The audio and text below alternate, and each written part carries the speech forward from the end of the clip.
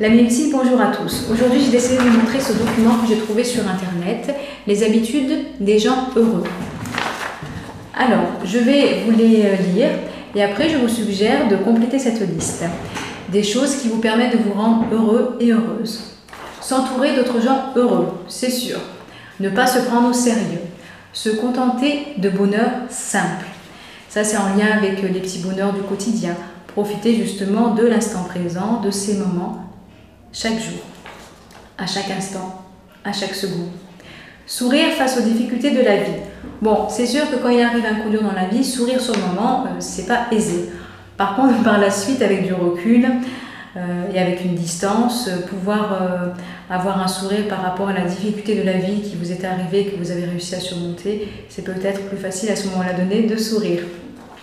S'estimer chanceux, c'est-à-dire avoir de la gratitude pour soi, de la gratitude pour votre entourage, pour les autres. Décider d'être optimiste. C'est sûr que si vous avez une pensée positive, c'est quand même plus agréable pour vous le quotidien que si vous avez tendance à voir le verre vide plutôt que le verre plein. Pensez que tout arrive pour une raison. Ça aussi c'est pareil avec une distance que vous allez réaliser par rapport aux choses qui vous arrivent dans la vie. Là, à ce moment-là donné, vous pouvez vous dire que telle chose est arrivée à tel moment dans votre vie pour telle et telle raison. Être sincèrement heureux pour les autres.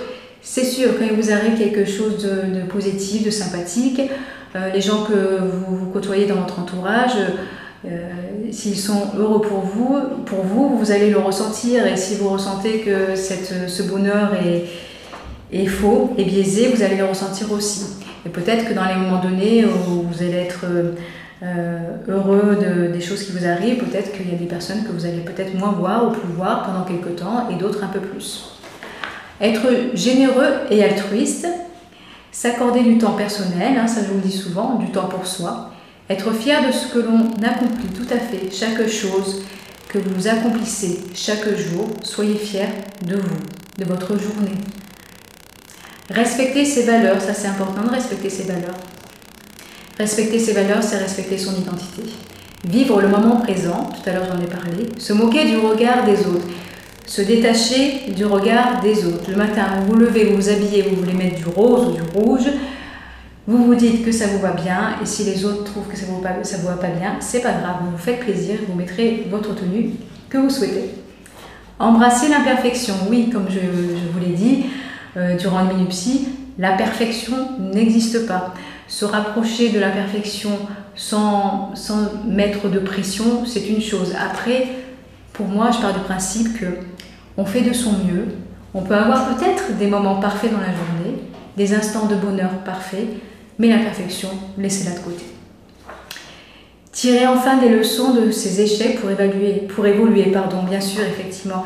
Moi, si vous voulez, j'ai cette perception que l'échec fait partie c'est un processus qui fait partie du cycle de la réussite.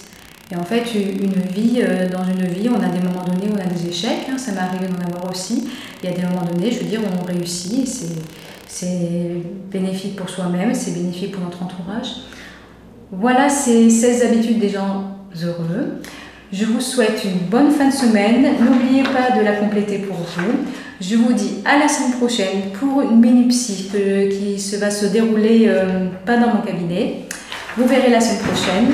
En attendant, ciao ciao!